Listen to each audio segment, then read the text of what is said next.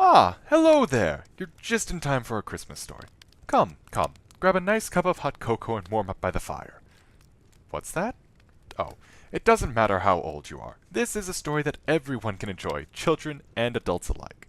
Now come, and listen closely, as I tell you the story about the true meaning of Christmas.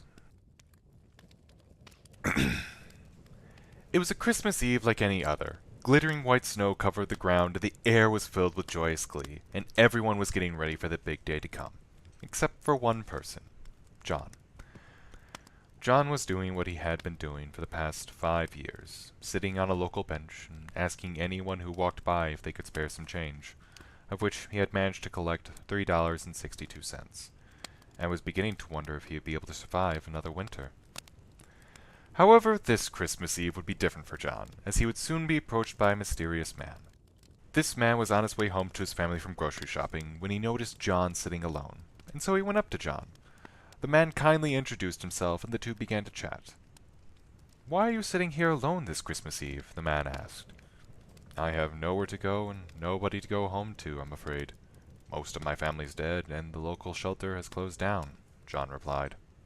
As the two continued to talk, the man asked how John ended up in this position, John kindly telling his story of how his family was always poor, living day to day and check to check. "And even though we were always on the verge of bankruptcy," John said, "we always had each other. Until we didn't." John's words moved the man, and without even a second thought, he said to John, "How would you like to come celebrate Christmas with me and my family, and then stay the night out of this cold weather?" "But I do not celebrate Christmas," John replied. The man asked why, and John responded softly, "Well, I am an atheist." "Why does it matter?" the man asked with a smile. "Why would you want someone like me in your house, with your family?" The man began to laugh with jolly, and after he'd calmed down managed to say, "You don't have to be religious to celebrate Christmas, and my family would love to have someone like you join us." John, knowing he would not let up, agreed to join the man this Christmas Eve, and the two walked to the man's house. After 30 minutes walking to the man's house, the two men quickly raced inside to get away from the blaring cold outside. They brushed off their coats covered in snow, but before they could hang them up, they were suddenly attacked by the man's children. The daughter asked their father who this strange man was that he had brought into their home, and the father responded, "This is my new friend I just met today. He's going to be joining us for dinner." The son looked strangely at John and asked, "Why do you smell funny?" John gave a nervous chuckle and responded, "Well, unfortunately, I haven't been able to shower for the past couple of days," he said with embarrassment. The son looked at his father and said, "Dad, why do I have to take a shower, but this smelly man doesn't?" The man burst out laughing. "Son, I'm sure if he could take a shower he would. And don't be disrespectful. His name is John, not Smelly Man. Now apologize and properly greet him." The boy turned back to John and said, "I'm sorry. It's nice to meet you, John." "It's quite all right. I admire your honesty, and it's a pleasure to meet you," John kindly responded. Immediately after that sentence, the man's wife entered from the kitchen. "Who are you talking—" She looked at John with hesitation, surprised that her husband had let in a total stranger to their home. She quickly put her thoughts aside and welcomed John into her home. Shortly after getting John settled in, the wife pulled her husband away for a moment to speak to him. "Why didn't you tell me you were bringing someone home? I don't know if we have enough food for him," she whispered softly. "I'm sorry. We were trying to outrun the snow, so I didn't have much time to call you. But please, don't kick him out. He has nowhere to go for Christmas. I just want to give him a place to stay for the night." "Of course he can stay. We're not putting him out in the cold on Christmas Eve. I'm just worried we don't have enough food to feed him. Did you remember to get everything? The peaches? The green beans?" "Yes, of course. And what about the apple pie?" "Must have slipped my mind. I'm sorry, honey." "It's fine. It's only dessert. Let's get ready for dinner, okay?" she said with a sigh. The husband nodded. Unfortunately, John had overheard everything the two had said from the other room. Not wanting to be seen as a burden to them, he began to put on his coat and boots to quickly leave the household. Before he could even open the door, however, he was stopped by the man's wife. "Where do you think you're going?" she said, concerned. John politely responded, I don't wish to be a bother to you or to your family any longer. I'll just let myself out.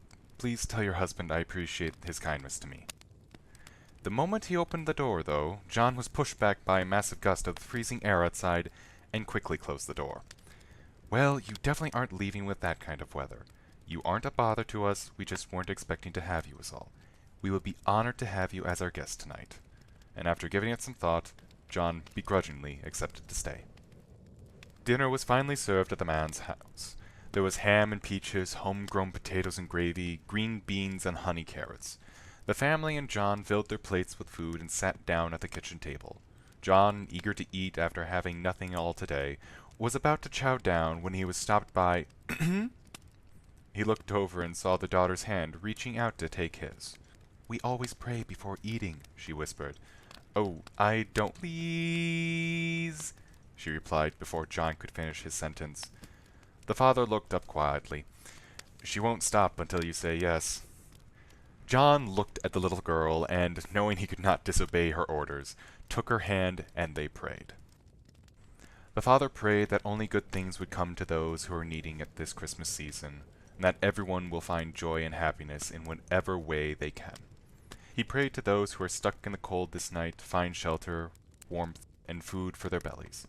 And lastly, the father prayed for John, and that he will find his way, and that he will find his Christmas spirit. Amen. And so the family ate. The children went on and on about what they were going to do when Santa showed up, talking about how they were setting a trap for him. Meanwhile, the father was telling Christmas-related dad jokes, and the mother was simply shaking her head in response.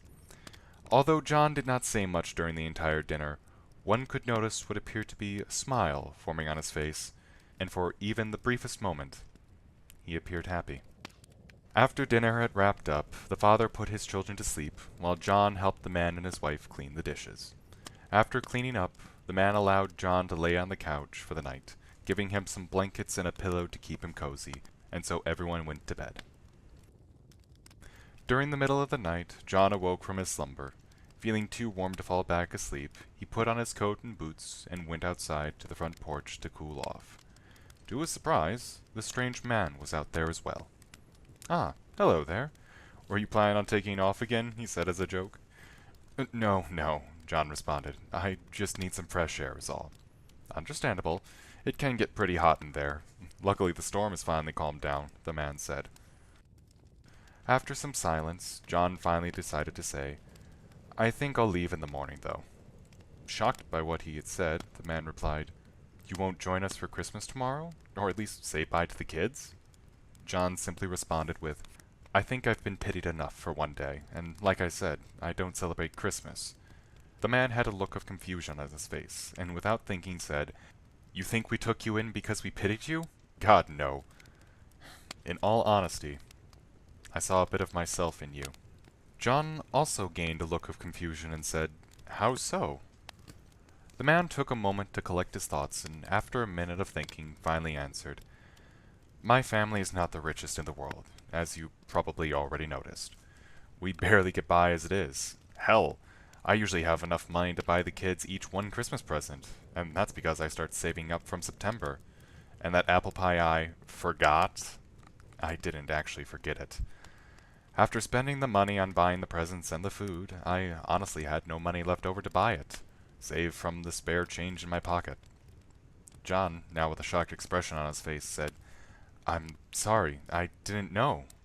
The man responded, "It's okay. How could you have? You see, when you told me that you don't celebrate Christmas, I believed it's because you don't know the true meaning of it. Most people will tell you it's to celebrate the birth of Jesus Christ, or that it's to spend time with your family, or even to give, rather than get. And all those people are true for the most part. But I believe there's something more. I believe that Christmas is meant to be a time where for a single day, you don't have to be troubled by the worries of life. That for one day, you can find joy and happiness in any way that you can, wherever you can. Whether it be spending time with your family, exchanging gifts with loved ones, or even helping a homeless man find joy during a time where he usually can't." John looked at this man as he spoke words that came straight from his heart, and said to him, "Thank you." Without saying another word to one another, the two men went back to bed for the night. When the man woke up that morning, his children had woke him up from his slumber.